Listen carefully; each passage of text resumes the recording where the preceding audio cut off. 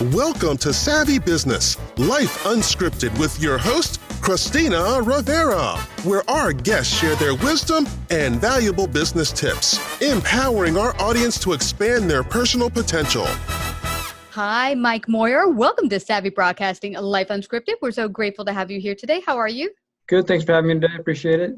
Oh, you betcha. Susie has been a wonderful PR rep, sending us wonderful business owners very often over many years. And she sent us yet another one, which is you.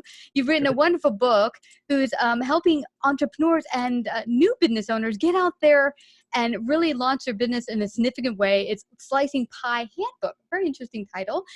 Perfectly fair equity split for bootstrapping startups.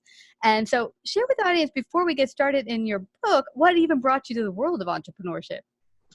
Well, my first entrepreneurial experience was back in college when I had to either get a job or drop out. And so I started making T-shirts for girls at sorority houses, which was a lot of fun. And I started a company that did some manufacturing. And then after I left there, I spent my career going from established company to startup company to back and forth between startups and real jobs. Throughout my career, I worked in every industry from motorhome chassis to fine wine to fishing tackle boxes to financial technology. So a lot of different experiences. Yeah. What really was where your niche was? What did you feel most comfortable in as far as niche or area? Well, I've always been kind of a marketing person. And so marketing trade shows, I do a lot of presentation skills training now and trade show training. In addition to writing a lot, I've written a number of books on different topics, mostly in startups and early stage ventures. Yeah, it's interesting how many people get started, including myself early on, and you kind of waste a lot of your money on things you don't need to be spending your money on. I know I did. I would look at some of the big companies and say, okay, they're spending money on newspaper ads at the time or whatever it might be, and I'll spend thousands of dollars there without realizing, okay, 3 a.m. ad on the radio is just not going to help me when I'm doing collections AR. So tell me, how did you come to deciding to create your book, Slicing the Pie Handbook? Where did that come from? Well, Slicing Pie Handbook comes out of my experience as an entrepreneur, struggling with this whole notion of taking on partners. My first company I owned myself, and I thought how much fun would it be to invite my friends to work for me, and I couldn't figure out how to cut them in. You know, one wanted 50%, they wanted a percentage of something, and I wasn't sure what I was supposed to give them. It was a percentage of what? It was my income. I had to give them half my income. It's always very confusing, and I never could find a really straight answer to it. I talked to my lawyer, and they didn't give me a straight answer, and business school professors and other entrepreneurs, good, smart, well-meaning people, just couldn't give me a straight answer. So after a couple of sort of bad experiences with partnerships, I sat down and I wrote out some criteria on how I needed to solve the problem. If the problem was solved, what would it look like? And that Slicing Pie came out of that, the Slicing Pie model came out of that experience. You know what's interesting? I'm guessing you can tell us from your own experience as well. I'm thinking if you go in with partnerships, how many partnerships have I heard about business owners going in with partners and they have an over idea of what they think they bring to the table. Totally. They're like, I'm worth this and I can bring this, that, and the other. And then really at the end of the day, they bring very little profit because at the end of the day, it's what you bring profit-wise to the business. So how do you get them on board ahead of time? Do you legally work this out so that they all are aware of here's what you're bringing profit-wise to the table and what how you're helping the company grow? Well, the instinct that most people have is let's sit down and have this conversation today about what's going to happen. And unfortunately, none of us can foresee the future. We can't predict future events. So I relate it much more to a blackjack game. Do you know how blackjack works? Not really. So, you know the game blackjack though, right? I've heard of it, but I'm not sure how it runs. So pretend that you and I are going to play together. We're both beginners. We're going to split the winnings 50-50. Okay. And we go to Las Vegas. We each put $1 on the same hand of blackjack. We're playing as a team. We don't know if we're going to win. We don't know how long it's going to take to win. We don't know how much we're going to win. We're optimistic. We're playing because we think we're going to win, but we have no idea what the future is going to hold, right? We can't tell the future. All we know for sure is that we each bet $1. So the dealer deals 2 aces. And in blackjack, you split the aces into 2 hands and double down your bets. I'm out of money and you're not, so you put $2 more down. So now you've bet $3 and I've only bet $1. The future is still unknowable. Excuse me. We don't know if we're going to win or how much we're going to win or how long it's going to take to win. All we know for sure is that you bet $3, I bet $1. If we win, does 50-50 sound fair? Not anymore. What should it be? What should it be? Yeah. Well, it seems to me the guy that put in more should get a little bit more of the pie. Exactly. So you should get 75% and I should get 25%. Mm-hmm. Because we know for sure the facts of the case are that you bet 3 times as much as I did. Yeah. Now, we had a deal for 50-50. I could sue you and probably win, but that didn't make it fair. Just because we agreed to it in advance doesn't make it fair. Yeah. What's fair is that your share of the winnings should reflect your share of the bets. And startups are exactly the same thing. Only instead of betting on cards, we're betting on ideas. We're betting time and facilities and cash and all kinds of things. That's what I want to get to you about. Now there's a lot of non-tangibles with running a business, and a lot of what people can bring to the table sometimes isn't tangible in the way of physical money, but they did put time forth perhaps, or resources and knowledge that they have that you might not. How do you bring that to the table and make sure that you slice the pie accurately that way? Well, the idea that you can't quantify intangible contributions is a myth. Mm. Because most people in the world work for a living. They have a job. They get paid a paycheck or a commission check or how they get paid, and they go home and they're perfectly happy without having any equity at all. Mm-hmm. So the fair market value of someone's contribution is equal to what they would have been paid by somebody else if they could have been paid. All companies pay their bills. They're expected to pay their bills. Except for startups, for some reason, don't have to pay their bills. The amount they don't pay is effectively your bet. So if you're worth $200 an hour or $400,000 a year, and I don't pay you that amount, then that's your bet. So all you got to do is to determine, if I was going to pay this person for their contribution, what would I pay them? And how would I pay them? Would I pay them weekly, monthly, or a commission? Would I pay them a royalty, or would I pay them a finder's fee? Or how would I pay them? How much would I pay them? And then I pay them that. If I don't have the money, it's treated as a bet.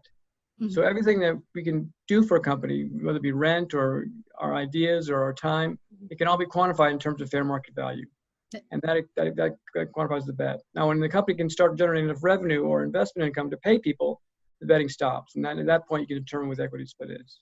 Mm-hmm. Yeah. And I like that your book helps people put down the table in the front end, so that anyone sitting here is like, okay, we've already decided that whatever I'm bringing to the table, let's say I'm an awesome kick butt graphic designer, and you need that for your business. This is how much I'd be paid. And then we work out the hours, we keep track of it. At the end, when you start bringing in profit, now we have it down on the table that this is how much my skills are worth per hour. This is how much time I've given. It's all recorded. Now all you have to do is pay your bills, and it's all out there laid out in front. Yeah. So when I can pay my bills, I will pay my bills. Mm-hmm. I can work for free forever. Eventually I'm going to get paid. But most people they do what's called a fixed equity split. A fixed equity split is when you and I dole out equity in advance of any work being done. Mm-hmm. So say you're going to generate millions of dollars worth of sales, and I'm going to make an awesome graphic design and then build some kick-ass software and do all this stuff, basically valuing our intentions. Mm-hmm. And that's what people get hung up on, is how do I value my intentions? We all have great intentions. You have great intentions. I got great. We all mean well, mm-hmm. but what we actually do matters. Yeah. So when we do a fixed split, what happens is we realize that what we thought we were going to do doesn't turn out the way doesn't turn out the way we thought it was going to do. So we have to fight about getting our equity back. So you decide, you are 50-50, and I do all the work, and then you want to quit, or you want to bring in a third person, and he's a marketing person. Yeah. It's a mess every time. Yeah, I get that. And you know what's interesting about this, Mike? I love that you put this in this way, because early on, one of my first ideas for a business, I went in with my friend, and once she put the idea on the table, she felt, well, I own 100% of it practically because it was my idea. But my attitude in life is when an idea hits my head, I run with it like 300 miles an hour and do like a million pieces of action forward, like boom, boom, boom. Let's get this puppy rolling. So in no time we started to make some money, but she felt, well, since it's my idea, I should get most of the money. Right. We didn't work out ahead of time how we would doll out the money, or once we got profit, we just went forward, and I went running with the idea. And I got really angry, like, well, I did all this work and you just sat there with an idea. So I love that your book is out here to help people ahead of time, before you start running with this wonderful idea, working out these issues before profit starts coming in. Exactly. Most of the books are about just thinking through these issues. Mm-hmm. And ideas are a great example. Some people think ideas are everything, and they're super important, but they're only important if they can turn into something. Mm-hmm. I always say that if you want to know what your idea is worth, go try to sell it to somebody. Yeah. If it doesn't sell, it's either worthless or it's priceless. Mm-hmm. It's probably worthless. Yeah.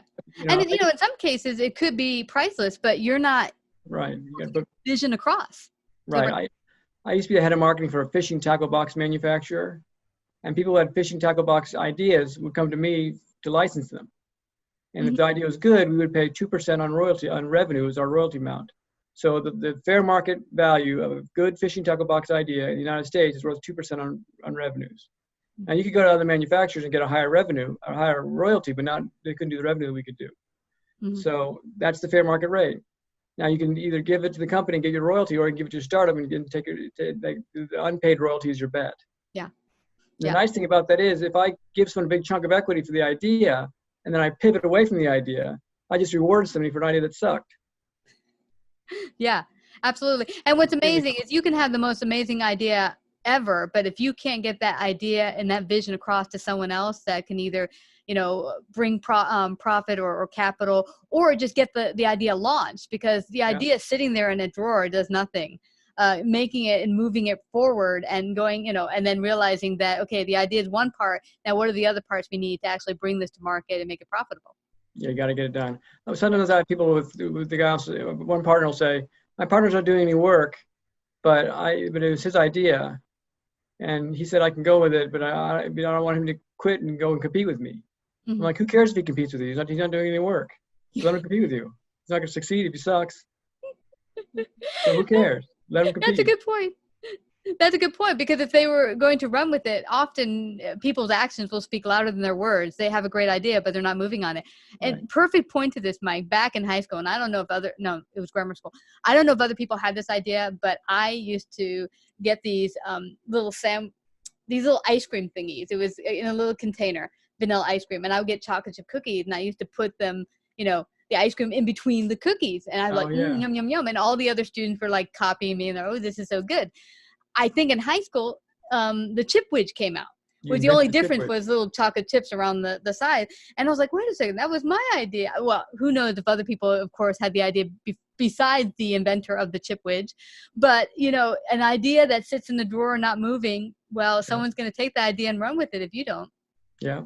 I had an idea for a software, and I promised the developer 35% of my company for developing the software. He did nothing for months and months and months. Months went by, he did nothing. And we finally had a conversation. He said, listen, I don't have time to work on this. You have to find somebody else. So he gave me back my 35%. And thinking that it was a big deal, must have been really hard work. I found another developer, and I said, I'll give you 75% of it if you build it for me. He took him 2 weeks to do it. It was a piece of cake. So now he owns 75% of the company. Now I had to go market it and build it and sell it. But all the work was mine. He just it was 2 weeks. So I ruined my company by doing a bad equity split. Yeah. Well, it was a good lesson. You learned, won't do that again. But a lot of hard lessons. A very expensive lesson. And, life is full of those. But it's what I'm hoping when people go out there and get Slicing the Pie model is that they won't have the handbook, is that they won't have that issue going forward. What's one thing you really hope that business owners or launch businesses getting started take away from your book? That there is a true answer to fairness. Fairness is not a matter of opinion. It's a matter of facts. If your dad, if we're siblings and our dad gives us a cookie, there's only one way to split the cookie. We split it half and half, right? Now, you could give me your half of the cookie, but your generosity doesn't make it more fair. Or I could steal your half of the cookie, but my greed doesn't make it more fair. There's only one version of fairness. And in business, that fairness is, because it's all quantifiable in dollars and cents, we can determine exactly what the fair amount. So Slicing Pie always gives you the exactly fair amount. So in business, it's always an exact answer. It's not a matter of opinions. You don't have to guess. It's not what we feel like, and you can determine that amount. So if you desire to be fair, it's possible. There are other parts of life we can't always know is fair. The legal system's full of instances. What's fair? What's fair for fraud? The sentencing is fair. But in business, it's quantifiable, easily quantifiable, so we can always know exactly what's fair. Yeah. I have to tell you, Mike, that's one of the reasons I love covering business. It makes me excited because there's none of this what ifs kind of or vague kind of non-understanding. It's concrete and it's factual. And that's it. Yeah, absolutely. So everyone can go get your book at slicingpie.com, correct? Exactly. Slicingpie.com. Yeah. And they can get your book there. What's on the horizon for you going forward? Is there any new books? Do you do any events? Share. I do events all over the world for Slicing Pie. I am planning on doing some trip to Europe this September. My book is translated in 12 different languages. I have Awesome. lawyers all over the world that implement for people. Yeah. I'm working on a new book about sort of the nuances of slicing pie. And again, it's always back to, what if somebody pads their hours, or what if somebody, uses their garage? And people always have questions about what if. So it's really, how do you compensate somebody in the first place? If you can compensate somebody for something, then you can turn it into a bet. So I'm working on another book there. I'm also working on an exchange where you can buy and sell what's called a slice. And Slicing Pie is a unit of risk called slice that theoretically can be bought and sold on the blockchain if you want. So it's Awesome. It could be a new way to raise money. So all kinds of things. The sky's the limit. The missing piece for all these tools for working for equity is the fairness model. Yeah.